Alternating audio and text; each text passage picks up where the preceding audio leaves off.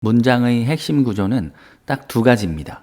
저는 이 두 구조를 각각 뼈대 1, 뼈대 2라고 부르고 있는데요. 이번 강의는 뼈대 2에 관한 내용입니다. 지금까지 배운 뼈대 2 구조는 16강에서 배운 네모 동그라미 네모, 38강에서 배운 네모 동그라미, 55강에서 배운 네모 동그라미 네모 네모가 있습니다. 여기에 이어서 오늘은 네모 동그라미 네모 세모 구조에 대해서 공부하도록 하겠습니다. 우선 그동안 배운 뼈대 2 문장 구조 전체를 간략히 복습하겠습니다. 공통점은요, 이 넷 모두 명사가 하는 행동을 묘사하는 주어 동사를 가지고 있다는 점입니다. 당연하죠. 이 주어 동사는 문장의 최소 성립 단위이기도 하니까요. 자, 그리고 차이점은 주어 동사 다음에 나오는 목적어의 개수입니다. 목적어가 한 개라는 건 주어의 행동을 받는 대상이 하나 있다는 것이고요. 목적어가 없으면 동사 행동을 받는 대상이 따로 없어서 그 행동을 다시 주어가 받게 된다는 것이고요. 목적어가 두 개라는 거는 주어가 한 행동을 받는 대상이 두 개 있는 겁니다. 여기에 오늘 배울 문장 구조는 목적어 뒤에 형용사 등등이 추가된 형태인데요. 기본적으로는 목적어가 하나인데 거기에 그 목적어를 추가로 더 설명하는 플러스 알파 부분이 더 붙어있는 구조라고 보시면 되겠습니다. 주어의 행동을 받는 대상이 목적어 플러스 알파가 되는 모양새입니다. 강의 본론으로 들어가기 전에 오늘 영상 마지막에 함께 영작해 볼 문장을 미리 보겠습니다. 이 각 문장의 내용을 충분히 이해하시고요. 이런 내용을 어떻게 영작할 수 있을지 한번 먼저 생각해 보세요. 자, 우선 이 네모 동그라미 네모 세모 뼈대 2 문장의 기본 개념입니다. 여기 문장이 하나 있습니다. I saw you. 나는 너를 봤다. 자, 간단한 네모 동그라미 네모 문장이죠. 여기서 목적어 you를 이 사람이라고 합시다. 그런데 만일 이 사람 자체를 본 게 다가 아니라 이렇게 춤추고 있는 이 사람을 봤다고 한다면 영어로는 다음과 같이 말할 수 있습니다. I saw you. 일단 여기까지는 똑같습니다. 주어 동사 목적어의 본질은 동일하기 때문입니다. 그리고 나서 이 뒤에 dancing만 추가하면 됩니다. 자, 이 두 문장에서 목적어의 본질적 대상은 동일합니다. 이 사람이죠. 다만 아랫 문장에서는 이 목적어를 더 설명하는 플러스 알파 내용이 추가된 것 뿐입니다. 바로 이런 문장이 네모 동그라미 네모 세모 문장의 기본 개념입니다. 자, 문장 구조와 해석 방법을 좀 더 설명하겠습니다. 문장 맨 앞에 명사가 하는 행동이 동사입니다. 그리고 그 동사 행동을 받는 명사가 목적어죠. 그리고 목적어 뒤에 플러스 알파 역할을 하는 단어가 추가되는데요. 이 플러스 알파 부분은 앞에 목적어를 더 설명해 줍니다. 그래서 목적어와 함께 의미상 한 덩어리를 구성합니다. 여기서는 플러스 알파가 형용사니까 우리가 17강에서 배운 대로 이 목적어에 상태나 성질, 성향, 성격 등을 추가로 설명한다고 보면 되겠습니다. 그리고 나서 문장 전체의 의미는 맥락에 따라서 자연스럽게 해석하시면 됩니다. 즉, 내가 보았다 너를 의 의미에서 목적어인 너는 춤을 추고 있는 상태라는 것을 추가해서 자연스럽게 해석을 하면 내가 보았다 너가 춤추는 상태인 것을, 즉 나는 네가 춤추는 것을 보았다는 의미가 되는 거죠. 사실 목적어 뒤에 오는 플러스 알파는 형용사만 가능한 건 아닙니다. 명사도 가능합니다. 그러니까 실은 이번 강의 제목을 제가 네모 동그라미 네모 세모라고 하긴 했지만 사실 네모 동그라미 네모 네모가 되기도 하는 거죠. 아무튼 오늘 강의는 그냥 네모 동그라미 네모 세모라고 통칭하도록 하겠습니다. 자, His parents named him John. 이 문장을 보면요, 그의 부모님이 한 행동이 장명하다 이고요. 이 행동을 받은 대상이 목적어 him입니다. 그의 부모님이 그의 이름을 지었다는 의미죠. 그리고 목적어 뒤에 플러스 알파가 명사 John인데요. 이때도 플러스 알파가 앞에 목적어를 더 설명해 줍니다. 그래서 목적어와 함께 의미상 한 덩어리가 되죠. 여기서는 플러스 알파가 명사니까 목적어를 추가 설명해주는 명사라고 보면 되겠죠. 그리고 전체 문맥에 따라서 자연스럽게 문장을 해석을 하면 그의 부모님이 이름 지었다. 그를 여기다가 목적어 그가 존이라는 명사임을 추가하여서 자연스럽게 해석하면 그의 부모님이 이름을 지었다. 그를 존으로. 즉 그의 부모님이 그의 이름을 존으로 지었다는 의미가 되는 겁니다. 이렇게 목적어의 뒤에 플러스 알파가 명사일 경우에는 그 명사가 목적어의 다른 정체를 밝혀주는 경우가 대부분입니다. 목적어 뒤에 명사가 추가되는 또 다른 예문을 설명해 볼게요. He forced Tom to go. 이 문장을 보면요. 그가 한 행동이 강제했다. 이 행동을 받은 대상은 목적어 Tom입니다. 여기까지는 그가 톰을 강제했다는 의미죠. 그리고 목적어 뒤에 플러스 알파 부분을 보니까 투부정사가 추가되어 있는데요. 저는 이 플러스 알파도 그냥 명사라고 표시해 볼게요. 45강에서 배운 것처럼 투부정사가 명사가 되기도 하니까요. 그리고 앞의 예문과 마찬가지로 이 플러스 알파도 목적어와 함께 의미상 한 덩어리가 됩니다. 여기서 to go라는 명사에는 행동이 들어 있습니다. 그래서 이게 목적어와 함께 하나의 의미가 되려면 목적어의 행동으로 보는 게 좋을 것 같아요. 그리고 문맥에 따라서 자연스럽게 해석을 하면요. 그는 강제했다. 톰을 의미에다가 목적어 톰에 가는 것이라는 행동을 추가해서 자연스럽게 해석하면 그는 강제했다. 톰을 가도록. 즉 그는 강제로 톰을 가게 했다는 의미가 됩니다. 이렇게 목적어 뒤에 플러스 알파가 투부정사라면 그 목적어가 하는 행동을 묘사하게 됩니다. 자, 그럼 더 다양한 예문을 보면서 문장 패턴과 의미를 익혀봅시다. He forced Tom to go. 그가 강제로 했다. 톰 가는 것. 즉, 그가 강제로 톰을 가게 만들었다.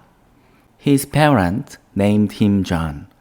그의 부모님이 이름을 지었다. 그 John. 즉, 그의 부모님은 그를 존이라고 이름 지었다. I saw you dancing. 나는 봤다. 너 춤추고 있는. 즉, 나는 네가 춤추고 있는 중인 것을 봤다. I got the party started. 나는 가졌다. 그 파티 시작된. 의미가 선뜻 다가오지 않을 수 있는데요. 내가 그 파티를 시작되게 했다는 의미입니다.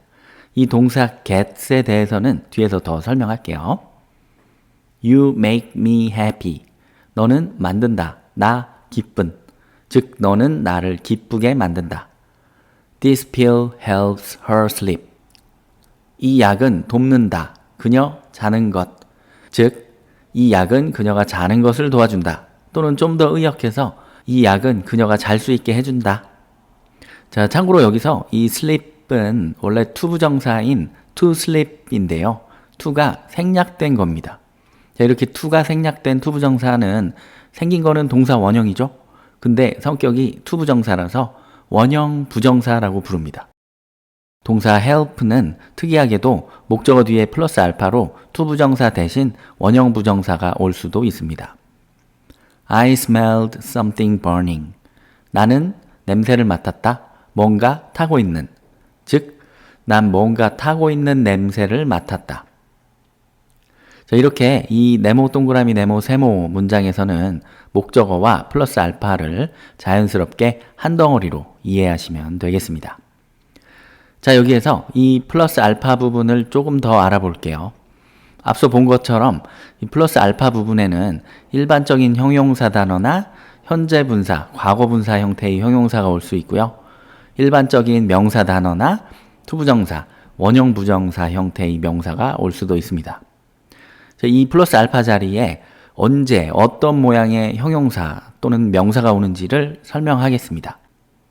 사실 여기에 엄격한 규칙은 별로 없어요. 그냥 내가 말하고자 하는 문장의 내용을 스스로 생각해 보시고 거기에 가장 알맞을 것 같은 성격의 형용사나 명사를 스스로 판단해서 넣으면 되긴 하는데요. 한번 정리를 해보면요. 자, 일반적인 형용사는요. 목적어의 상태, 성질, 성향, 성격 등을 설명할 때 사용하면 됩니다. 당연하죠. 그리고 현재 분사 형태의 형용사는요, ing가 진행 중인이라는 뉘앙스가 있으니까 목적어의 현재 진행 중인 상태나 아니면은 현재 진행형처럼 하고 있는 중인 행동을 설명할 때 쓸 수 있습니다.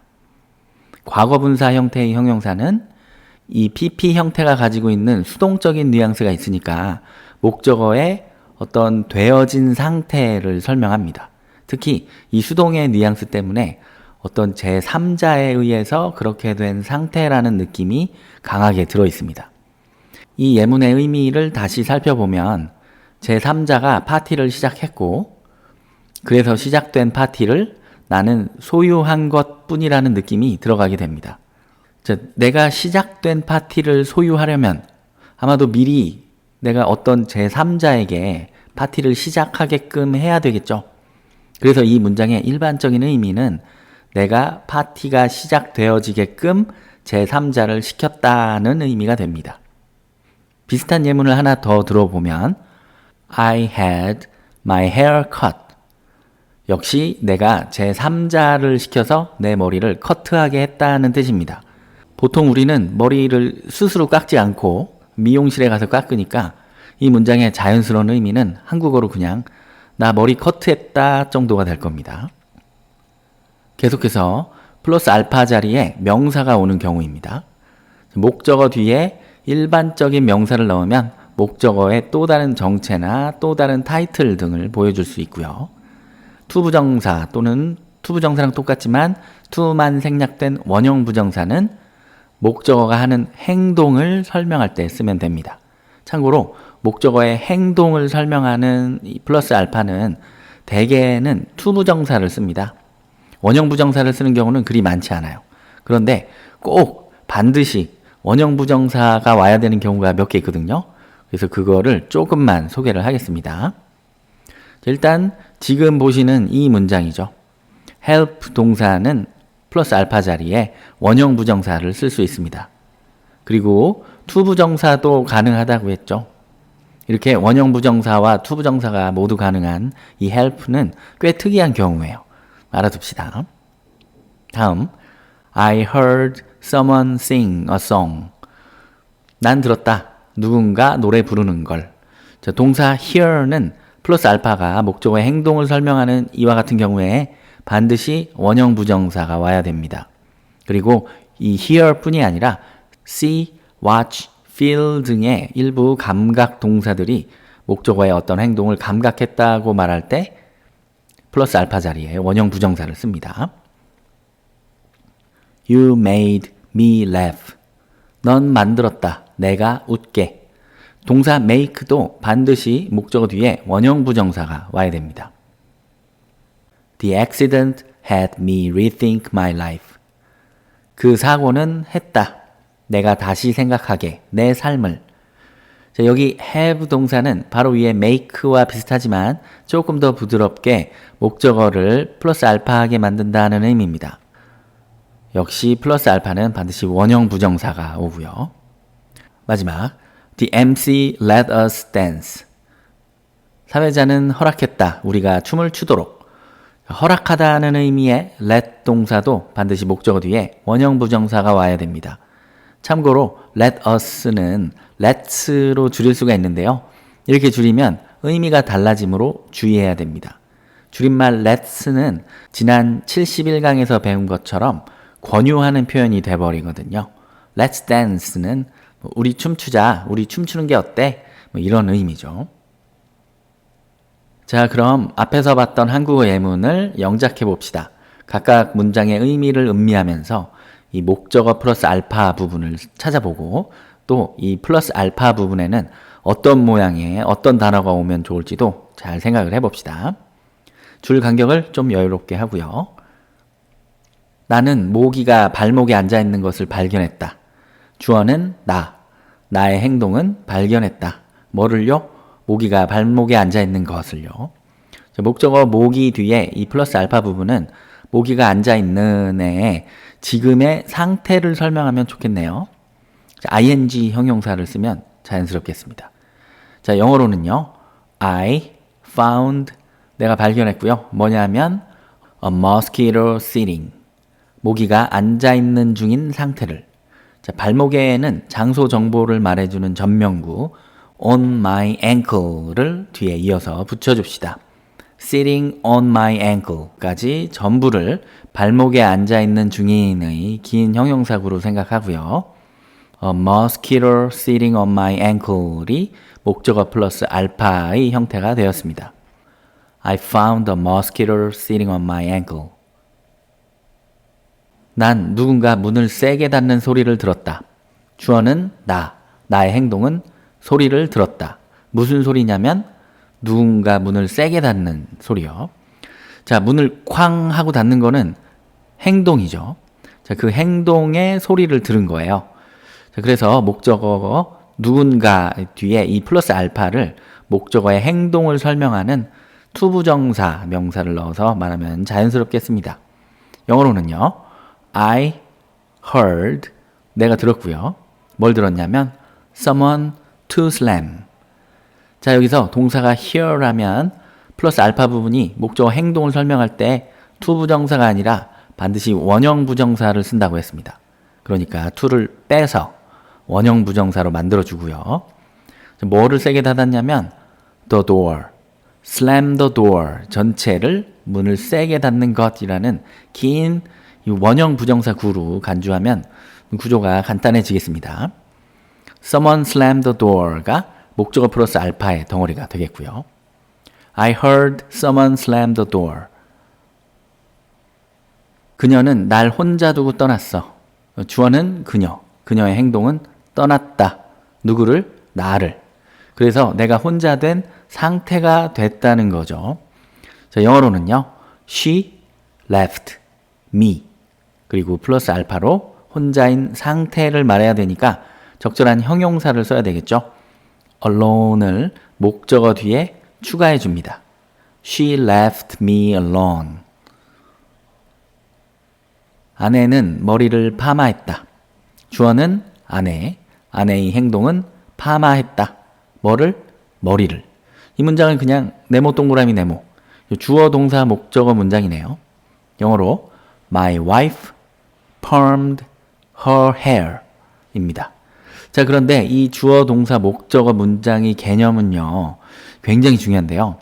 주어가 동사라는 행동을 직접 했고 그 동사의 행동을 받은 대상이 목적어라는 겁니다.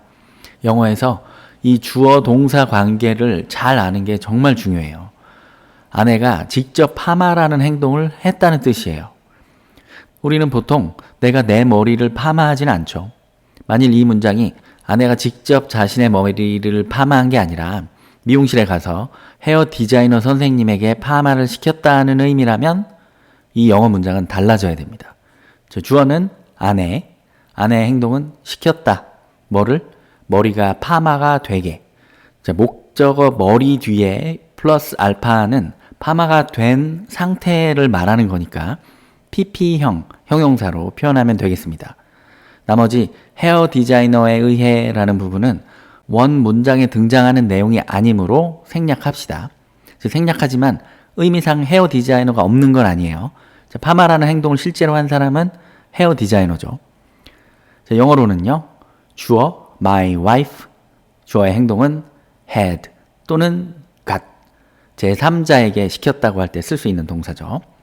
목적어는 her hair, 플러스 알파는 파마가 된 PP형 permed. My wife had her hair permed. 다음, 저를 용이라고 불러도 됩니다. 실제로 제 영어 이름이 용이에요. 자, 주어는 안 보이지만 당신은 정도로 복원할 수 있겠습니다. 너 날 용이라고 불러도 돼. 뭐 이런 문장이죠. 자, 주어는 당신, 당신의 행동은 부를 수 있다. 누구를? 나를.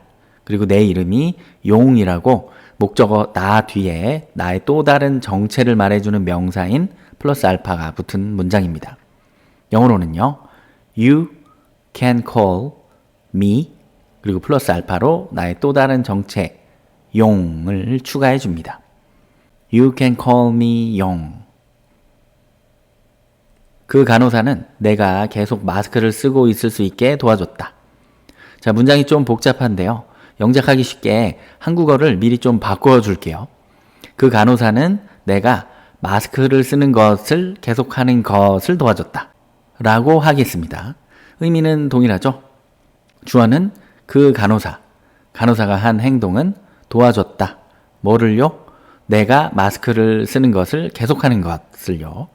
목적어 나 뒤에 플러스 알파로 마스크를 쓰는 것을 계속하는 것인데요. 이거는 목적어의 행동이죠. 마스크를 쓰는 거는 행동이죠. 영어로는요.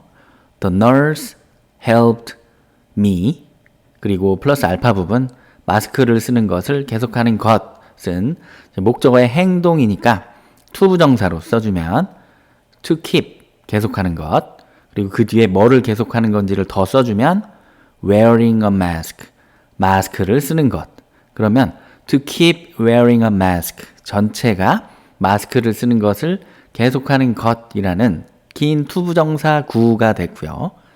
me to keep wearing a mask가 목적어 플러스 알파 부분입니다. 그리고 동사가 여기처럼 help라면 목적어 뒤에 이 플러스 알파가 to 부정사나 원형 부정사가 될 수도 있다고 했죠. 즉 여기 to keep은 원형 부정사 keep으로 바꿔도 됩니다. The nurse helped me keep wearing a mask. 경찰관은 강제로 그를 집에 가게 했다. 주어는 경찰관이 한 행동은 강제로 했다. 뭐를? 그가 집에 가는 것을.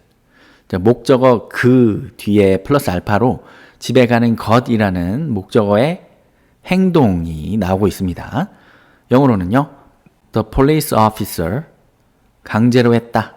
forced 목적어는 him 플러스 알파는 집에 가는 것 목적어의 행동이니까 to 부정사를 써주면 되겠습니다. to go 그리고 그 뒤에 어디에 가는 건지 장소 정보를 더 붙여보면 집에 home 보통 장소 정보는 전명구로 표현을 하지만 장소가 집일 때는 전치사 없이 그냥 home이라고만 하죠.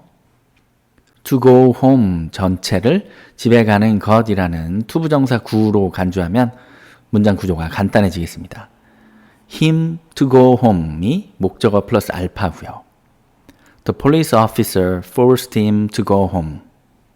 자, 이 문장은 동사 force가 보여주는 것처럼 억지로, 강제로 그렇게 만들었다는 뉘앙스인데요. 이 문장과 비슷한 의미를 가진 문장으로 The police officer made him go home이 있습니다. 역시 억지로, 강제로 그렇게 만들었다는 뉘앙스입니다. 의미는 비슷하지만 동사와 목적어 뒤에 이 플러스 알파 부분이 다릅니다. force 뒤에는 him to go home 이렇게 to 부정사를 쓰고요. make 뒤에는 him go home 원형 부정사를 써야 된다는 것도 같이 알아둡시다. 그리고 추가로 예를 더 들어볼게요. 경찰관은 그를 집에 가게 했다. 옆의 문장과 의미가 비슷하지만 뉘앙스가 약간 다릅니다. 이 문장은 강제로 억지로 집에 가게 만들었다는 게 아니라 잘 달래서 설득해서 집에 가게 했다는 뉘앙스입니다. 영어로는요. The police officer got him to go home 또는 The police officer had him go home 입니다. 동사 get과 have가 모두 목적어에게 어떤 행동을 하게 한다는 문장을 만들 수 있습니다. 단 목적어 뒤에 플러스 알파 부분이 get 뒤에는 him to go home 이렇게 to 부정사를 쓰고요. have 뒤에는 him go home 원형 부정사를 쓴다는 것도 함께 알아둡시다. 마지막으로 또 비슷한 문장이 하나 있는데요. 경찰관은 그를 집에 가게 해줬다라는 문장입니다. 이번에는 그가 집에 가고 싶어하는 상황이에요. 그리고 경찰관은 허락을 해줬다는 거죠. 영어로는 The police officer let him go home 입니다. 동사 let이 허락하다는 의미이고요. 목적어 플러스 알파 부분은 him go home 원형 부정사를 씁니다. 자, 이렇게 해서 영작 연습까지 모두 마쳤습니다. 문법 지도로 돌아가서 다시 한번 오늘 배운 네모 동그라미 네모 세모 문장 구조를 스스로 복습하시고 좀 편해질 때까지 잘 익히시기 바랍니다. 이번 강의까지 해서 뼈대 2 문장 구조도 모두 다 배웠습니다. 그래서 다음 시간에는 이 뼈대 2 문장 구조 전체를 종합 복습하도록 하겠습니다.